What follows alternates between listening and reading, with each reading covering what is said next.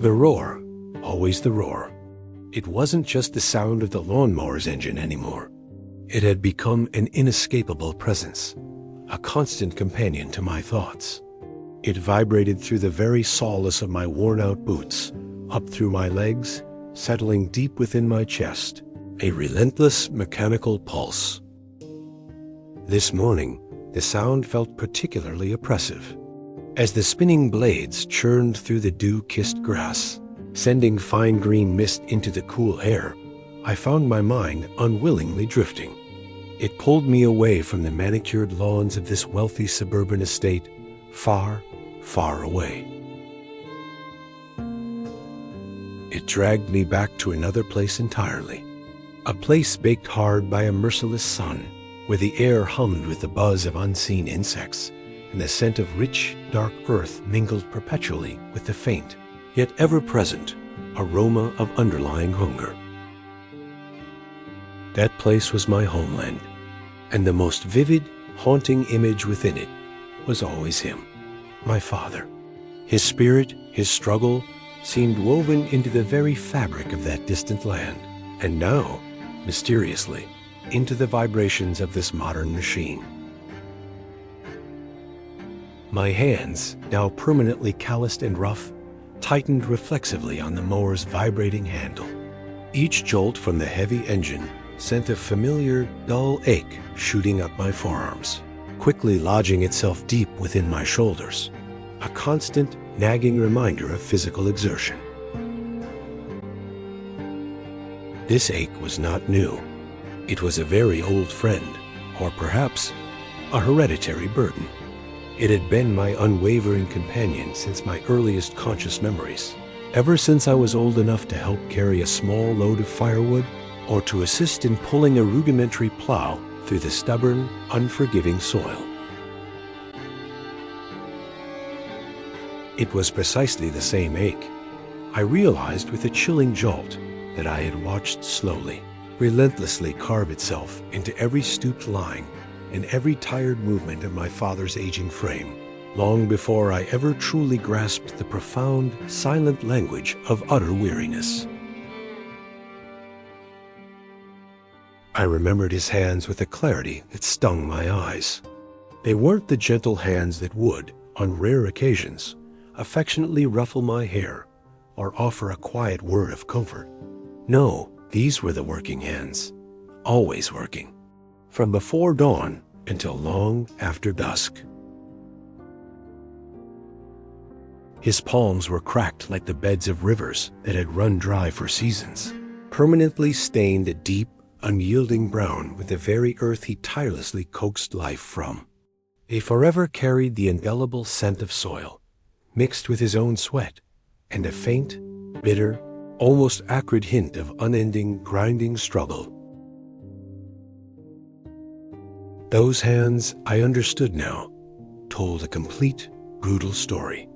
It was an epic saga of dawn to dusk labor, a relentless cycle that repeated itself with agonizing predictability, season after grueling season, year after agonizing year. There was no beginning, no end, just perpetual motion. His back, perpetually bent into a permanent curve, was a living testament, not just to the enormous physical weight of the rice sacks he carried, heavy with the harvest, but to the invisible, crushing burden of our entire family's bare-bones survival that he shouldered alone. We were poor. The word poor here in this new land felt different, softer. But back home, it was a visceral, all-encompassing reality. We weren't just not rich in some abstract, distant sense. We were bone-deep, soul-weary poor. A kind of poverty that seeped into everything, defining every breath. I remembered the distinctive smell of our small, cramped house, the sharp, pungent smoke from the cooking fire mingling with the damp, earthy scent of the dirt floor. And beneath it all, the faint, yet ever-present, insidious aroma of underlying hunger that seemed to cling to every surface, every memory.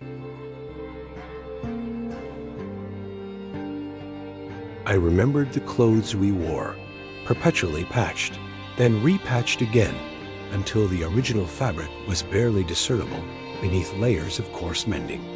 I remembered our worn-out sandals, barely holding together with twine and desperate hope, threatening to fall apart with every step. Most vividly, I recalled the way my mother's eyes, usually so stoic, would linger with a quiet, almost imperceptible ache on the children from the village elder's family. Those children wore clean, unpatched clothes. Their shoes gleamed brightly, reflecting the sunlight. Their laughter, ringing out from behind the high, protective walls of their sturdy homes, seemed to carry a brightness, an untroubled quality, utterly untouched by the deep, long shadows of needing to fight for survival every single day, every single hour. Their fathers, I observed, came home not smelling of dirt and exhaustion, not collapsing onto rough reed mats in silent weariness. Instead, they wore crisp, clean shirts, sat at polished wooden tables, and talked about abstract things I didn't understand, things that were never, ever about securing the next meager meal.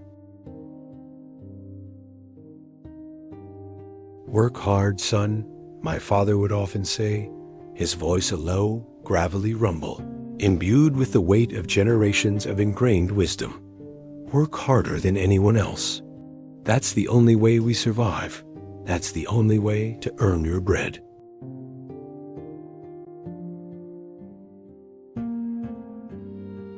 He wasn't simply teaching me a chore or a skill. He was profoundly imbuing me with a fundamental philosophy of life. It was a deep-seated belief that sheer, unyielding effort was the ultimate, non-negotiable currency in the world.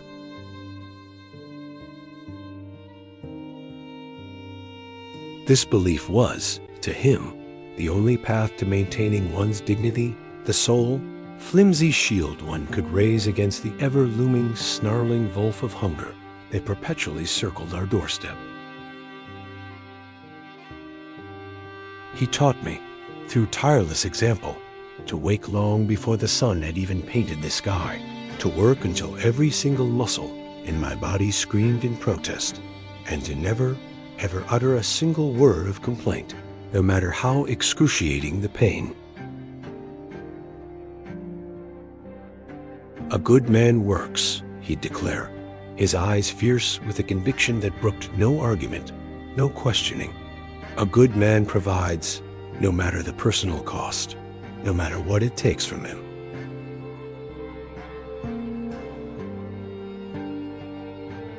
This wasn't just parental advice. It was presented as absolute truth, the unshakable, unchallengeable truth of our harsh existence, handed down through generations of those who lived and died by the sweat of their brow. As a child, I lacked the vocabulary to articulate the vast, invisible chasm that separated them, the well-fed, the comfortable, from us, the perpetually hungry, the perpetually struggling. But I felt it. Oh, how I felt it. A gaping, silent void that seemed to relentlessly swallow my father's monumental, superhuman effort, leaving him always falling excruciatingly short of true prosperity. He toiled with a raw, desperate ferocity that would undoubtedly have broken most other men. He loved us with a quiet, boundless devotion, expressed not in words, but in the relentless rhythm of his labor. Yet the prosperity he chased, the elusive dream of security and comfort, remained an ungraspable mirage, always shimmering just beyond his calloused, reaching hands, mocking his lifelong struggle. And then, one day, he was gone. Not with a bang, not with the dramatic, sudden end of a tragic accident, that might evoke pity or widespread sympathy. He simply faded away, quietly, in his sleep. A few short years after I'd left our impoverished village for this faraway country, desperately chasing the dreams he himself never could even dare to name. They told me his passing was peaceful, a gentle slipping away. I knew better. Deep down, I knew the chilling, unvarnished truth. He died of tiredness. It wasn't a medical term you'd find in any textbook, no official diagnosis from a doctor, but it was the profound, brutal truth. He was simply too utterly exhausted to keep going, his body finally, irrevocably giving out after decades of relentless, often unrewarded, effort. His spirit had endured, but his flesh had finally surrendered. His entire life, his very existence, became a stark, brutal lesson etched indelibly into my very being. Work hard enough. Alex, work your fingers to the bone, and you will die tired, still poor. This wasn't a warning. It was a prophecy.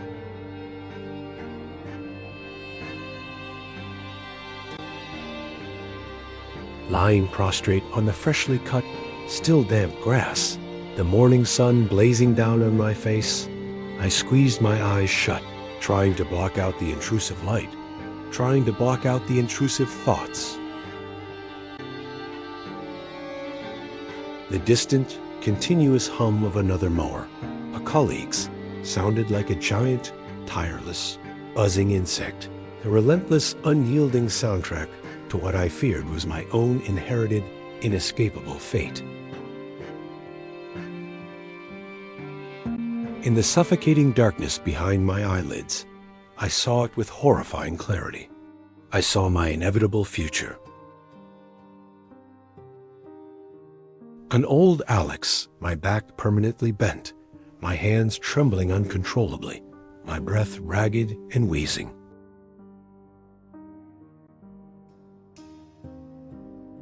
Exactly like my father, the image wasn't just a resemblance. It was a mirror, reflecting my deepest, most primal dread, a terrifying premonition of what awaited me.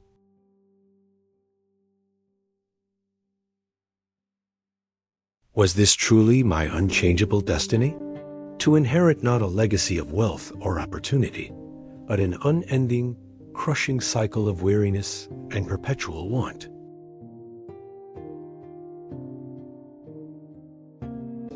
To toil relentlessly until my last breath, just like him, leaving behind only gnarled, calloused hands and an unfinished, ultimately unwinnable struggle. The thought wasn't just a fleeting emotion. It was a sharp, cold blade twisting viciously in my gut. It wasn't merely a fear. It was a deep, guttural, existential terror that consumed me. I'd crossed entire oceans, left everything familiar behind, simply to escape this very fate. I'd sworn a desperate, sacred oath to myself, a silent promise to my father's weary spirit.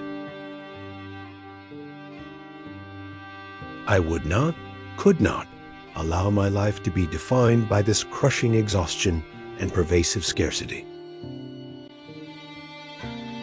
I would not be trapped in this grinding cycle of labor and debt, a cycle that, from everything I had witnessed, promised nothing but more labor and more debt until the final, inevitable collapse. But here I was, pushing a powerful, roaring machine across vast, sprawling lawns, just like he had pushed a rudimentary plow through stubborn, unyielding fields. Cutting meticulously manicured lawns instead of tilling dry, cracked earth for sustenance. The tools were different, the landscape undoubtedly greener, the air perhaps a little cleaner, but the underlying, horrifying truth was chillingly, brutally the same. I was trading my body, my time, my youth, my very essence, for every single coin, every single bill that barely covered the next necessity. Suddenly, a searing, unexpected pain shot through my lower back, just above my right hip bone. It was so intense, it made me flinch violently.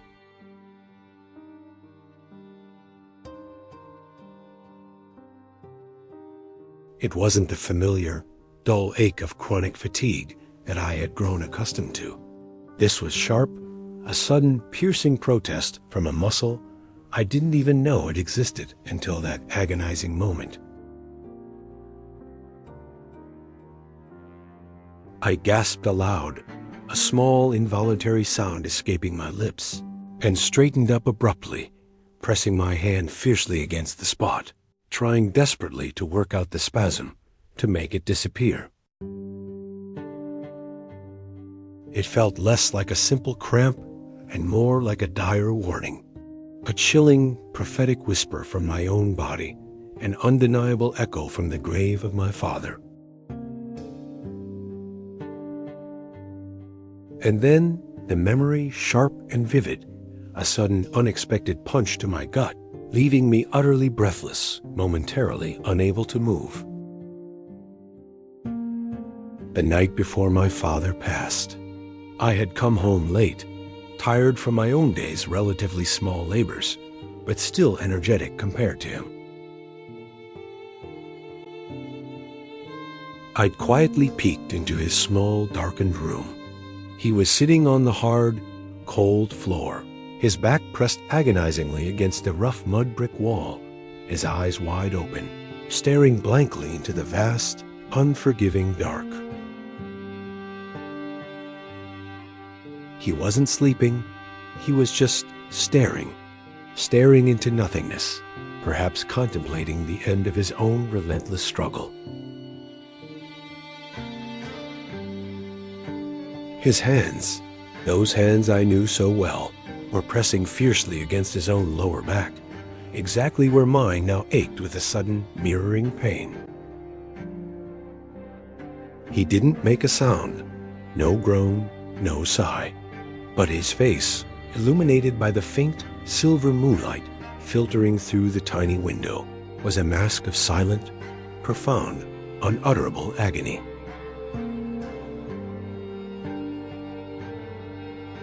It wasn't just physical pain. I realized with a sudden, devastating clarity. It was the pain of a body refusing to obey, of a spirit too utterly weary to fight any longer, finally conceding defeat.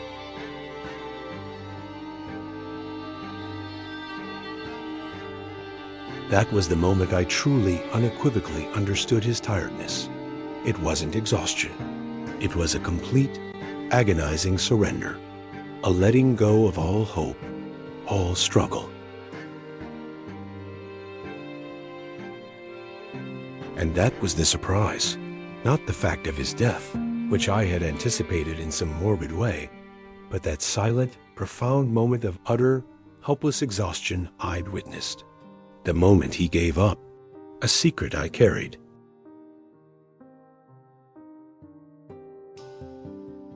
This fear was not a passing breeze. It was a suffocating fog, a dense, inescapable realization that wrapped itself around my every thought, every aspiration.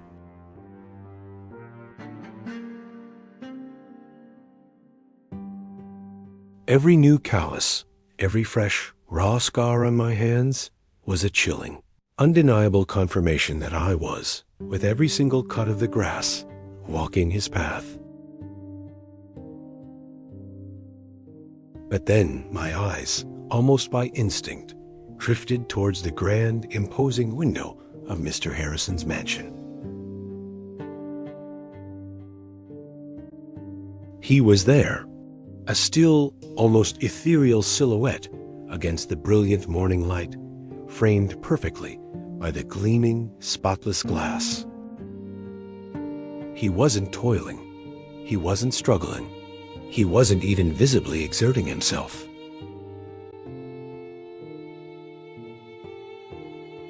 Just standing, perhaps casually sipping from a steaming mug of coffee, perhaps absorbed in the quiet rustle of his morning newspaper.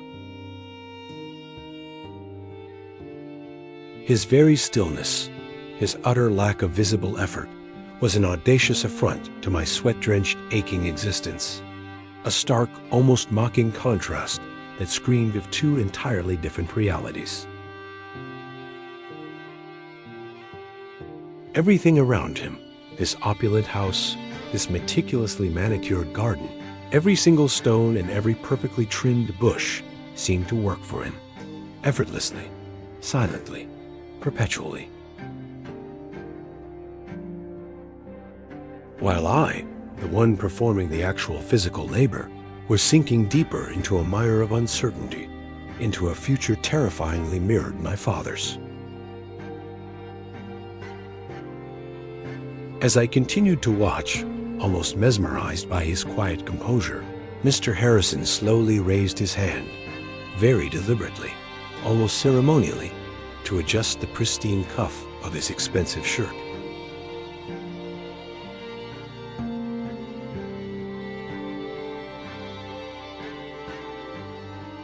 And for a split second, a mere flicker in the morning sun, something unusual caught my eye on his left wrist. It wasn't a watch. It was a thin, almost invisible scar running faintly along the inside of his wrist, barely noticeable against his pale, unblemished skin.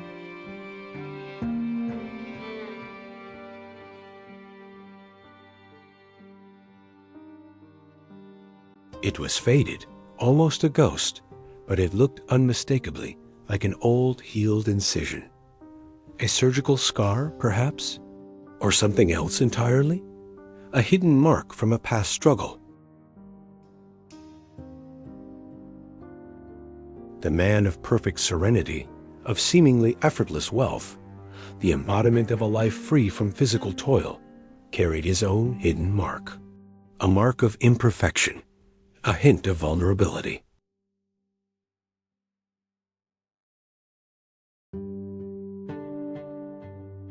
T was a strange, profoundly unsettling detail. A genuine surprise that shattered my simplified image of him, hinting at a past, a struggle, a story I couldn't even begin to fathom.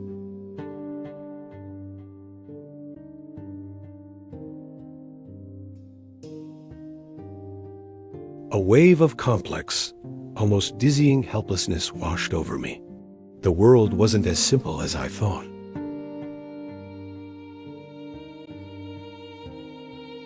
I was working hard, saving diligently, sending money home without fail, every month, every year.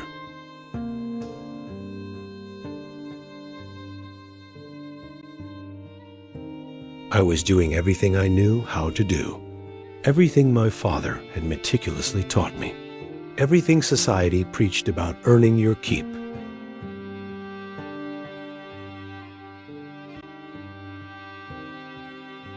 But where was I truly going? Was I simply destined to repeat his bitter end, to succumb to that same quiet, exhaustive surrender, despite all my desperate, straining efforts?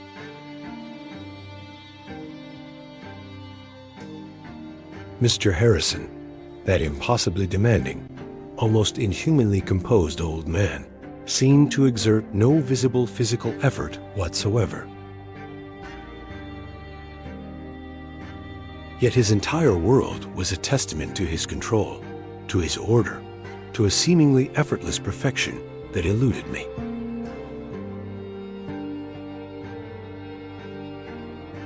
His money seemed to breed more money, silently, elegantly, like a self-sustaining, self-replicating organism, completely independent of brute force.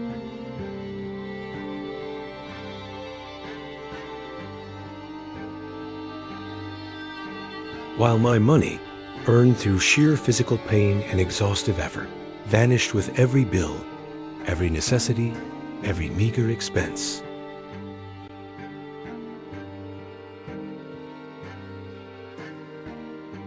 Sweat dripped, stinging my eyes, soaking my faded t-shirt until it clung to my skin like a second clammy layer.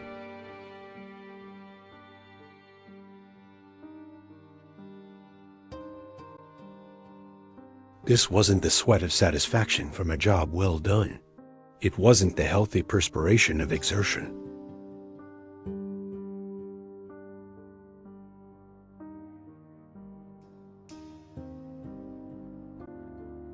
It was the sweat of raw anxiety, of unspoken, burning questions that seared deep into my very soul.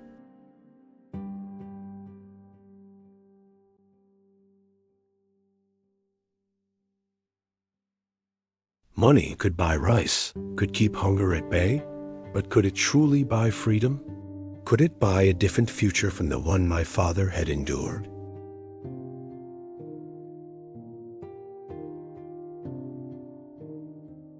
The lawnmower roared again, its persistent clamor tearing through my agonizing thoughts, dragging me mercilessly back to the harsh present.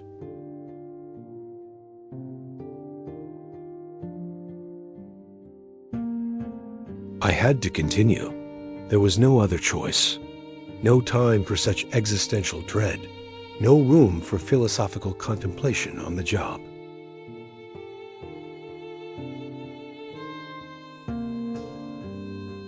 There were too many lawns to cut, too many bills to pay, a family back home, desperate and relying entirely on me.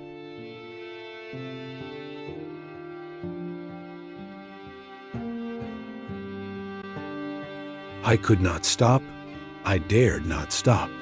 The thought of stopping was more terrifying than the exhaustion itself.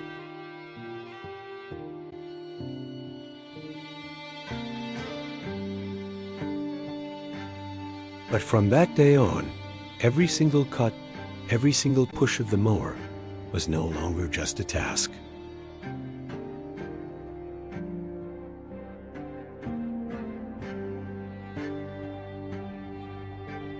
It was a question, a burning question, fueled by my father's tragic sacrifice.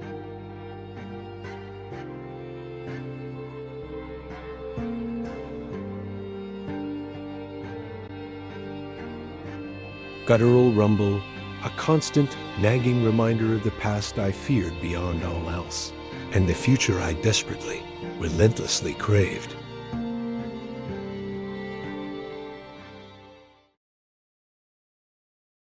And Mr. Harrison's silhouette, that mysterious, unreadable figure in the window, was always present. Not just as a silent, imposing challenge, daring me to understand him, but also as a chilling, yet alluring, promise of another path. A path I hadn't known existed. My father died tired. That was his end. I would live. Live, but in a fundamentally, unequivocally different way. Live to find a new path. A path not paved with endless labor, but with something else entirely. A path that my father, and perhaps his entire generation, never even had the luxury, the knowledge, or the opportunity to seek. That was my oath, my personal, desperate revolution against the silent, brutal fate I had inherited.